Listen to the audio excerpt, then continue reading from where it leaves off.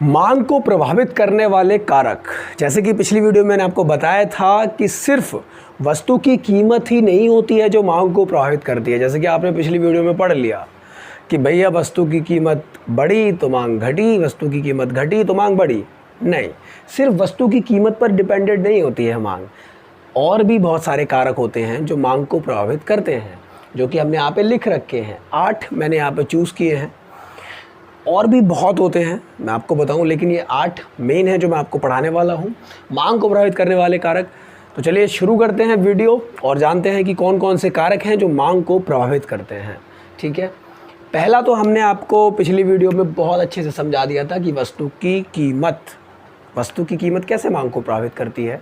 कि भैया जब किसी भी वस्तु की कीमत जब बढ़ जाती है तो क्या होता है, उसकी मांग घट जाती है। हमने आपको पिछली वीडियो में क्या समझाया था, when P goes up, Q goes down. Okay, when P goes up, Q goes down.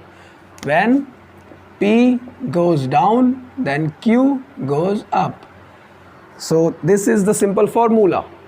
ये सिंपल सी चीज़ है कि मांग की जो नियम है उसमें मांग का जो नियम है उसमें वस्तु की कीमत का सिर्फ इतना ही रोल रहता है कि जब वस्तु की कीमत बढ़ती है तो मांग घट जाती है, और वस्तु की कीमत घटती है तो मांग बढ़ जाती है। सिंपल सा, पिछली वीडियो में मैंने समझाया बड़ी बारीकी से, नहीं है अगर नहीं देखिए तो इधर लिंक आ रहा होगा, अभी इधर जाके देखो उसको। दूसरा देखते हैं हम, प्राथमिकता क्या। देखिए, हर समय हर चीज़ को आप प्राथमिकता नहीं दे सकते। कई बार जब मौसम बदलता है, ठीक है, आप मुझे बताइए कि क्या आप छाता को हमेशा प्राथमिकता देते हैं? नहीं। जब आप छाता कब खोलते हैं, जब बहुत ज़्यादा धूप होती है या बहुत ज़्यादा बारिश होती है ना, तभी आप छाता खोलते हैं। तो छाता को आप कब प्राथमिकता देते हैं? जब धूप या बारिश होती है।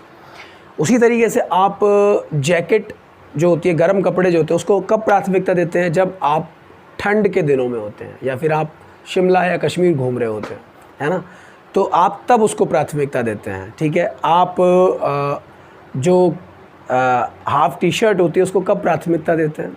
जब आपको गर्मी लगती है। ठीक है, आप कट स्लीव को कब प्राथमिकता देते हैं? जब आपको गर्मी लगती है या आप जिम में होते हैं, है ना।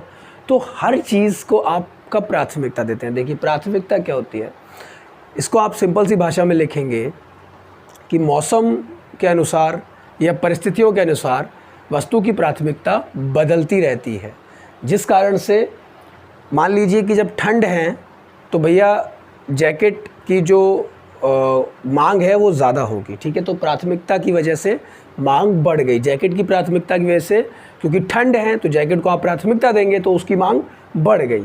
गर्मी है तो आप टी शर्ट को प्राथमिकता देंगे तो उसकी मांग बढ़ जाती है। जैसे कि आप देखते हैं कि जैकेट गर्मियों में कोई नहीं खरीदता, ठंड में खरीदता है। क्यों? क्योंकि वही उस वक्त आप उसको प्राथमिकता देते हैं।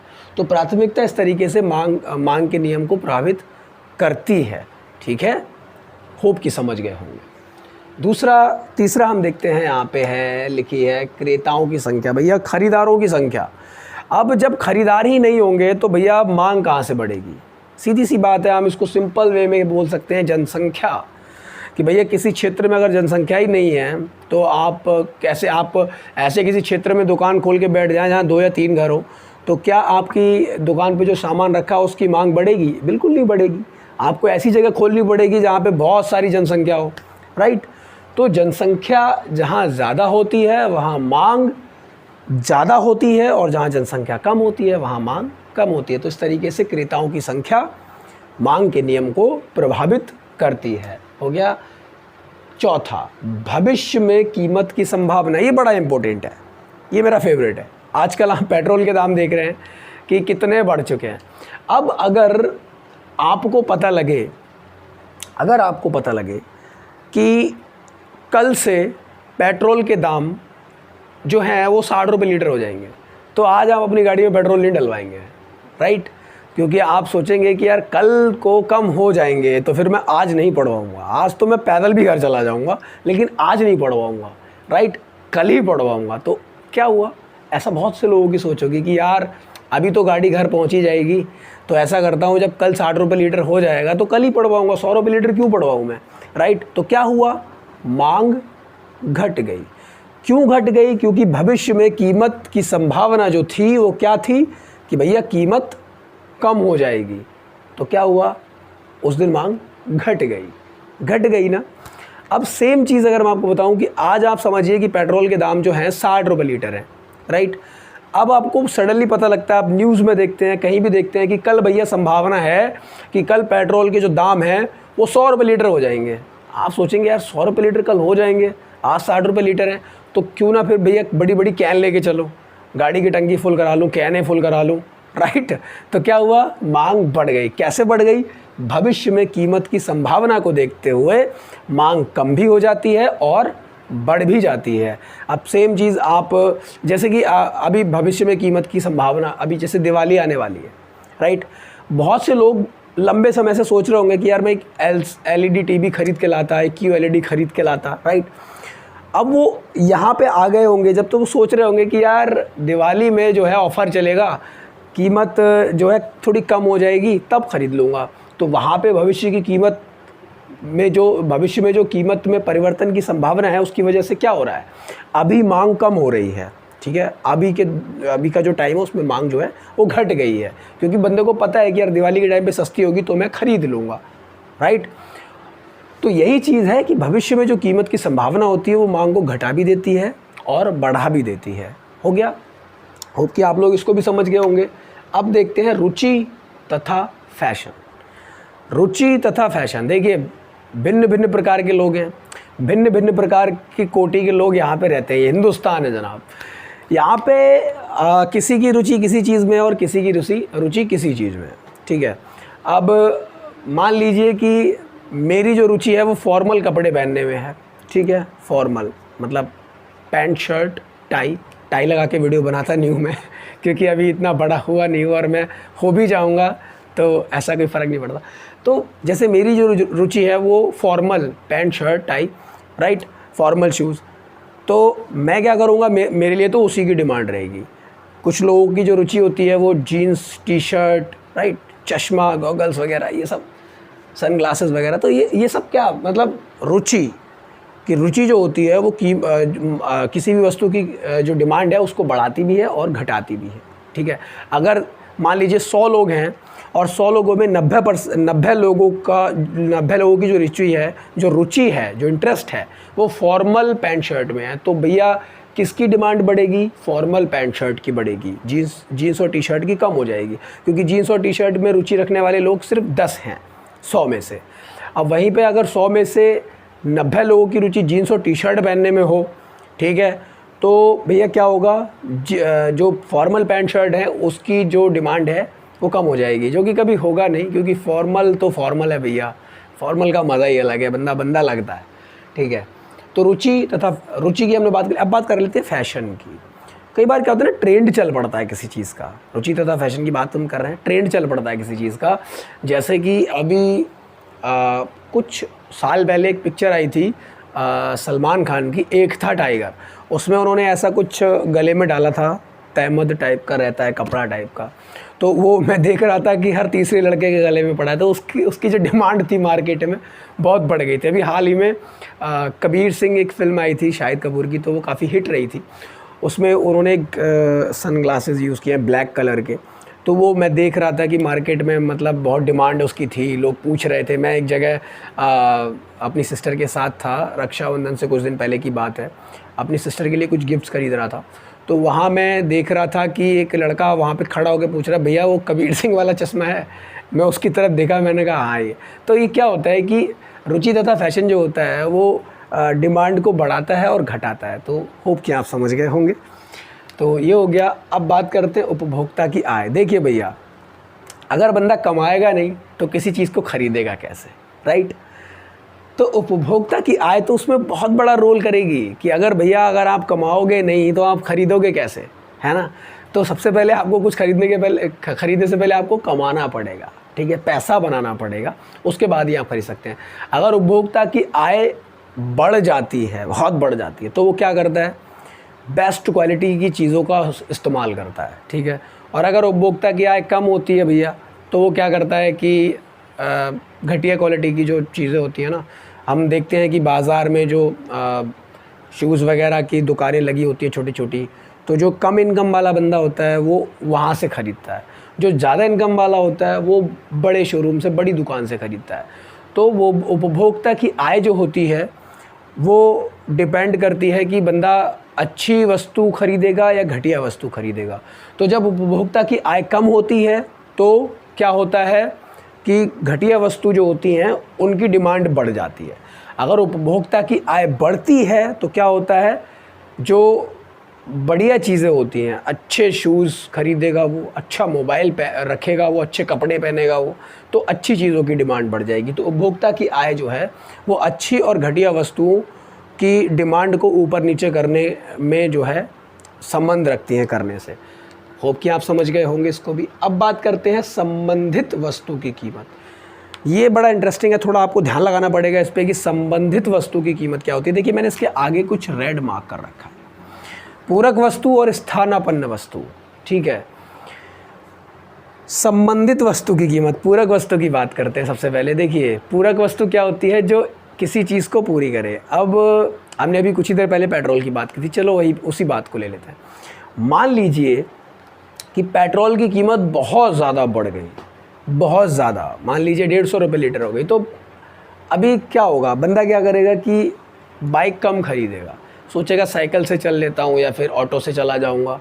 ठीक है, तो क्या होगा, अगर पेट्रोल की कीमत बढ़ जाती है, यहाँ पे पेट्रोल जो है भैया वो क्या है, वो एक पूरक वस्तु है, किसका, बाइक का। ठीक है, पेट्रोल किसकी पूरक वस्तु है, बाइक की। अगर पेट्रोल नहीं तो बाइक का क्या करोगे।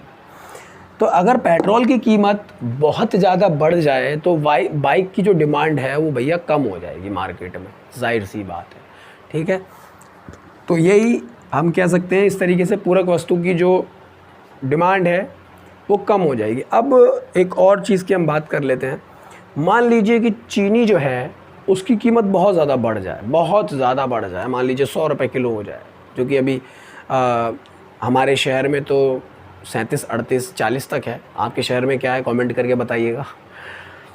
तो मान लीजिए कि चीनी की कीमत बहुत ज़्यादा बढ़ गई, तो अब होगा क्या, ऐसे में जो चाय पत्ती जो होती है ना उसकी डिमांड भी घट जाएगी, क्योंकि जो फीकी चाय पीते हैं चलो वो तो पी लेंगे, लेकिन ज़्यादातर लोग तो मीठी चाय पीते हैं। तो भैया जब चीनी की कीमत बहुत बढ़ जाएगी तो जो टी लवर्स हैं उनके हिसाब से तो भाई चाय भी वो ख़रीदना बंद कर देंगे, चाय पत्ती ख़रीदना भी वो बंद कर देंगे। ठीक है, तो उससे क्या होगा कि उससे भी चाय पत्ती की कीमत पे इफेक्ट, चाय पत्ती की जो डिमांड है उस पर इफेक्ट पड़ेगा। तो इसी तरीके से पूरक वस्तु, संबंधित वस्तु की कीमत, यानी कि संबंधित वस्तु की कीमत से क्या आश्रय है, ये आश्रय है कि भैया पेट्रोल बाइक की पूरक वस्तु है, और अगर पेट्रोल की कीमत बढ़ेगी तो बाइक की डिमांड जो है घट जाएगी। अब बात करते हैं स्थानापन्न वस्तु। स्थानापन्न वस्तु क्या होती है। स्थानापन्न वस्तु हम बोल सकते हैं कि एक तो चाय और कॉफ़ी। अगर आप चाय नहीं पीते तो अगर आपको चाय नहीं मिली तो आप उसकी जगह कॉफ़ी पी सकते हैं, राइट। अगर आपको भैया कॉफ़ी नहीं मिली तो आप उसकी जगह चाय पी सकते हैं। तो ये क्या है, स्थानापन्न वस्तु है। एक वस्तु की जगह जो दूसरी वस्तु यूज़ की जा सके वो स्थानापन्न वस्तु कहलाती है, राइट।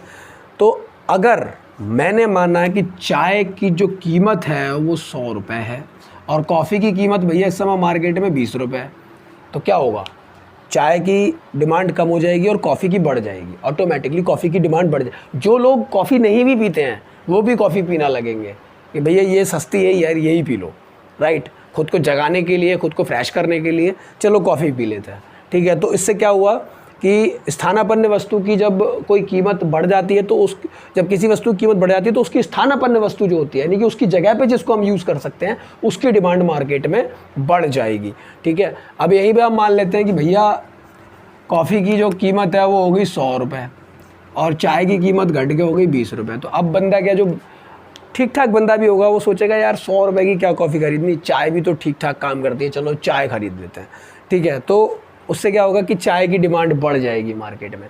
तो ऐसी यहाँ स्थानापन्न वस्तु से क्या आश्रय है कि ऐसी वस्तु जो किसी वस्तु की जगह यूज़ की जा सके, ठीक है, तो उसकी डिमांड बढ़ जाती है। होप कि आप लोग समझ गए होंगे। अगर नहीं आपको कुछ भी समझ में आ रहा तो कमेंट करके मुझे ज़रूर बताइएगा, मैं डाउट क्लियर ज़रूर करूँगा। तो ये हो गई हमारी संबंधित वस्तु। अब आते हैं आय का वितरण। आय का वितरण सबसे बड़ी समस्या हमारे देश की है। आय का वितरण भैया है ही नहीं। किसी के पास तो अरबों हैं और किसी के पास 100 रुपये भी नहीं है। तो किसी के पास 100 रुपये भी हैं तो भैया किसी के पास 10 रुपये नहीं है कि वो एक टाइम का कुछ खा सके, पेट भर सके। ये हमारे देश में बहुत बड़ी समस्या है। आय यानी कि पैसा, पैसे का जो वितरण है वो बहुत ही असमान है हमारे देश के अंदर। तो भैया जहाँ आय का जो वितरण होगा वो समान होगा, वहाँ पे चीज़ों की डिमांड बढ़ेगी, और जहाँ कम होगा वहाँ पे भैया चीज़ों की डिमांड होगी नहीं। अगर आप किसी ऐसी बस्ती में चले जाएं जो बेचारे दिन के 200 या 300 रुपये कमा रहे हैं, तो वो क्या किसी चीज़ की डिमांड करेंगे। ठीक है, तो बड़ी समस्या है। हमारे देश की सबसे बड़ी समस्या है कि आय का वितरण जो है वो समान नहीं है, बिल्कुल नहीं है।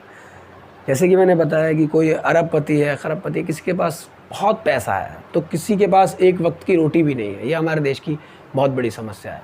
तो आय का जो वितरण है वो मांग को बहुत प्रभावित करता है। ऐसे क्षेत्र जहाँ पे करोड़पति लोग रहते हैं वहाँ पे किसी भी वस्तु की डिमांड बहुत होगी। फिर एक क्षेत्र आप ऐसा देख लीजिए जहाँ पे लखपति लोग रहते हैं, उसमें फिर थोड़ी और कम हो जाएगी डिमांड। ठीक है, उसके बाद ऐसे लोग जो 1000 के अंडर 1000 कमा रहे हैं, 10,000, 20,000, 50,000, वहाँ थोड़ी और कम हो जाएगी डिमांड। फिर ऐसे लोग आते हैं जो बेचारे दिन भर की दिहाड़ी करके घर आते हैं और अपने परिवार का पालन पोषण करते हैं। वो क्या ही डिमांड करेंगे किसी से, क्या वो मांगेंगे, क्या उनकी कोई की। तो ये मैं थोड़ा मतलब क्या बताऊँ, ये बहुत बड़ी समस्या है कि आय का वितरण बिल्कुल समान नहीं है हमारे देश के अंदर, बहुत ही ज़्यादा असमान है। तो ये थे मांग को प्रभावित करने वाले कारक। आई होप कि आपको समझ में आया होगा। अगर समझ में आया हो, देखिए मैंने अपना 100% दिया, अगर समझ में आया हो तो भैया वीडियो को लाइक करके ज़रूर जाना। चैनल पे नए हो तो चैनल को सब्सक्राइब कर लेना यार, प्यार दो। आप लोगों का प्यार मिल रहा है, ऐसा नहीं मिल नहीं रहा है, और प्यार की ज़रूरत है मुझे। और ऐसी अच्छी वीडियो बनाने के लिए, आपको अच्छा पढ़ाने के लिए, आपको एजुकेट करने के लिए मुझे मोटिवेशन मिलता है। आपका एक लाइक, आपका एक सब्सक्राइब मुझे बहुत मोटिवेट करता है। तो होप कि आप लोगों को समझ में आया होगा। जैसे मैंने बोला, रिवाइंड करके बार देखिए, इसके नोट्स बना लीजिए। अगली वीडियो में मिलते हैं मांग फलन और मांग की लोच लेकर। तब तक के लिए गुड बाय।